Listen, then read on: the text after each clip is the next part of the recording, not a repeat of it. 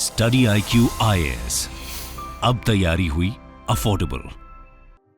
दोस्तों, इंडिया की orange city या टाइगर सिटी कैपिटल कहे जाने वाले नागपुर और land of sun, sea and sand के नाम से मशहूर गोवा के बीच जल्द ही बेहतर रोड कनेक्टिविटी शुरू होने वाली है। नागपुर से गोवा के बीच बेहतर कनेक्टिविटी डेवलप करने और दोनों शहरों के बीच डिस्टेंस को रिड्यूस करने के लिए एक मल्टी लेन एक्सप्रेसवे का निर्माण किया जाएगा। महाराष्ट्र के deputy chief minister Devendra Fadnavis ने पिछले साल ही इन दोनों सिटीज के बीच fast and smooth road connectivity establish करने का ऐलान किया था। दरअसल नागपुर और मुंबई के बीच अंडर कंस्ट्रक्शन समृद्धि एक्सप्रेसवे की कामयाबी के बाद अब महाराष्ट्र गवर्नमेंट ने नागपुर से गोवा के बीच एक ग्रीनफील्ड एक्सप्रेसवे बनाने का ऐलान किया है। इस एक्सप्रेसवे को शक्तिपीठ एक्सप्रेसवे के नाम से जाना जाएगा और ये समृद्धि एक्सप्रेसवे से भी लंबा होगा। देवेंद्र फडणवीस के अकॉर्डिंग नागपुर गोवा एक्सप्रेसवे मराठवाड़ा और वेस्टर्न महाराष्ट्र से होकर गुजरेगा।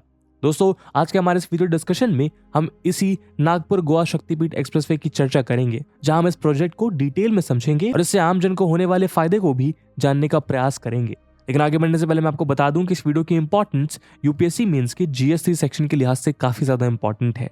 इसके बारे में हम वीडियो के अंत में और भी बात करेंगे, पर फिलहाल के लिए अपने डिस्कशन को हम आगे बढ़ाते हैं।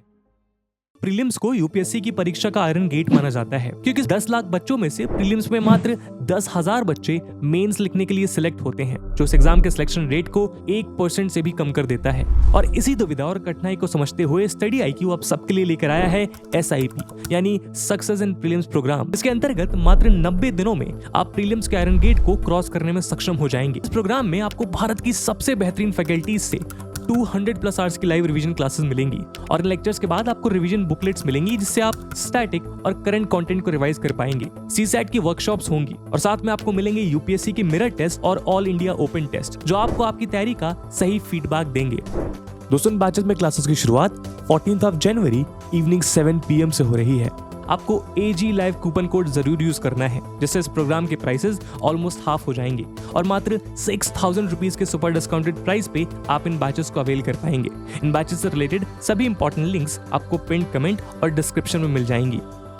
बाकी सभी अपडेट्स के लिए आप मुझे मेरे सोशल मीडिया हैंडल्स पे फॉलो कर सकते हैं।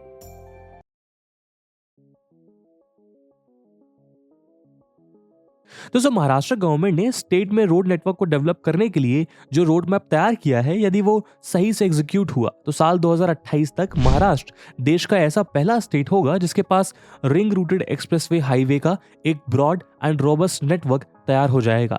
इस नेटवर्क के सभी साइड से seamless end to end road connectivity available होगी। दरअसल मुंबई नागपुर सुपर एक्सप्रेसवे की कामयाबी से उत्साहित शिंदे फडणवीस गवर्नमेंट ने महाराष्ट्र के सभी डिस्ट्रिक्ट्स को हाईवे से कनेक्ट करने का प्लान तैयार कर लिया है। जी हाँ, महाराष्ट्र गवर्नमेंट एक एम्बिशियस प्लान पर काम कर रही है, जिसके तहत स्टेट के सभी 36 डिस्ट्रिक्ट्स में more than 3000 kilometre highway network develop किया जाएगा। राज्य में 10 नए हाईवेज डेवलप करने के लिए मल्टीपर्पज स्कीम की जिम्मेदारी Maharashtra state road development corporation यानी MSRDC को सौंपी गई है। ये सभी हाईवे नेटवर्क अगले 5 साल में कंप्लीट होने की उम्मीद है और इन पर टोटल 3 लाख करोड़ इन्वेस्टमेंट का अनुमान है। गवर्नमेंट की तरफ से शुरू किए जा रहे इन सभी प्रोजेक्ट्स में longest and most ambitious project है नागपुर गोवा शक्तिपीठ एक्सप्रेसवे। दोस्तों, इस एक्सप्रेसवे की टोटल लेंथ 760 किलोमीटर बताई जा रही है। आपको बता दें कि नागपुर मुंबई समृद्धि एक्सप्रेसवे की टोटल लेंथ 701 किलोमीटर है। इस लिहाज से शक्तिपीठ एक्सप्रेसवे को समृद्धि से भी लंबा एक्सप्रेसवे बताया जा रहा है। पिछले साल अक्टूबर में ही MSRDC ने इस प्रोजेक्ट की फिजिबिलिटी स्टडी करने और डिटेल प्रोजेक्ट रिपोर्ट को तैयार करने के लिए एक कंसल्टेंट रिक्रूट करने की प्रोसेस स्टार्ट कर दी थी। Director general of states war room on infrastructure projects Radheshyam Mopalwar के अकॉर्डिंग कंसल्टेंट 1 साल के भीतर जैसे ही अपनी रिपोर्ट सबमिट कर देंगे, उसके बाद लैंड एक्विजिशन का प्रोसेस शुरू कर दिया जाएगा और 80% लैंड एक्विजिशन होते ही इंफ्रास्ट्रक्चर प्रोजेक्ट्स स्टार्ट करके बाकी के एक्विजिशन प्रोसेस भी साथ साथ चलता रहेगा। राधेश्याम मोपालवर के मुताबिक हाईवेज एंड एक्सप्रेसवे डेवलपमेंट को लेकर MSRDC के एक्सपीरियंस को देखते हुए उम्मीद की जा रही है कि अगले 5 साल में नागपुर गोवा शक्तिपीठ एक्सप्रेसवे तैयार हो जाएगा। तो आइए इस एक्सप्रेसवे को जरा विस्तार में जानते हैं।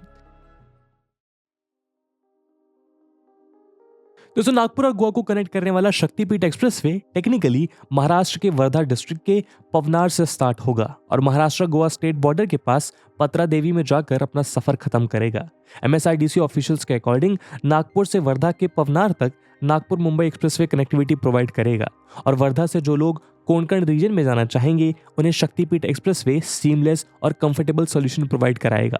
शक्तिपीठ एक्सप्रेसवे मोस्टली विदर्भ, मराठवाड़ा और वेस्टर्न महाराष्ट्र के उन रीजन को कवर करेगा जिनसे नागपुर मुंबई समृद्धि एक्सप्रेसवे कनेक्टेड नहीं है। शक्तिपीठ एक्सप्रेसवे महाराष्ट्र के कई रिलीजियस और स्पिरिचुअल सेंटर्स को आपस में कनेक्ट करेगा और इसी के चलते इस एक्सप्रेसवे का नाम शक्तिपीठ रखा गया है।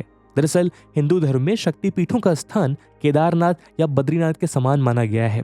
वैसे तो इन शक्तिपीठों की संख्या 50 से भी ज्यादा मानी जाती है, लेकिन 18 ऐसे शक्तिपीठ हैं जिन्हें महाशक्तिपीठ का दर्जा प्राप्त है। अगर हम महाराष्ट्र की बात करें तो उस राज्य में 4 शक्तिपीठ मौजूद हैं।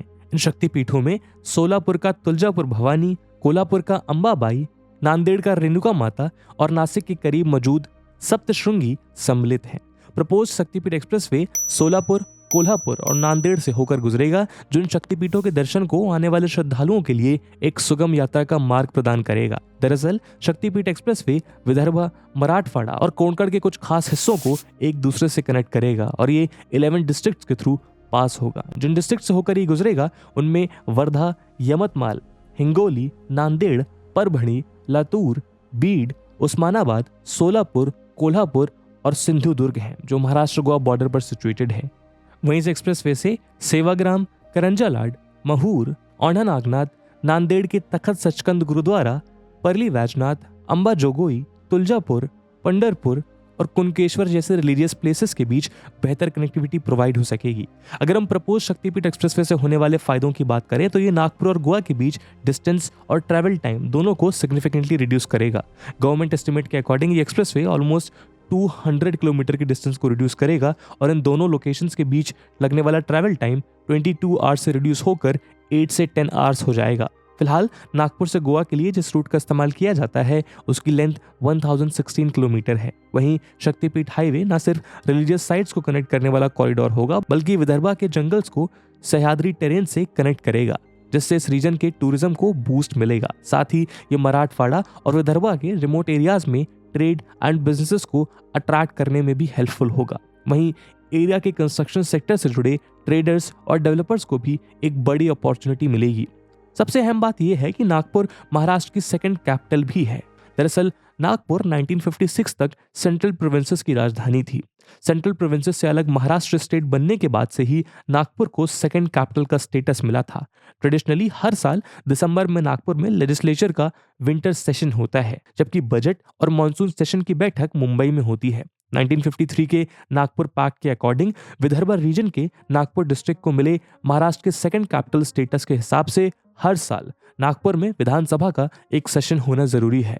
नागपुर को मिले इसी स्टेटस की वजह से गवर्नमेंट यहां से दूसरी सिटीज और स्टेट्स के बीच बेहतर कनेक्टिविटी की कोशिश में लगी है।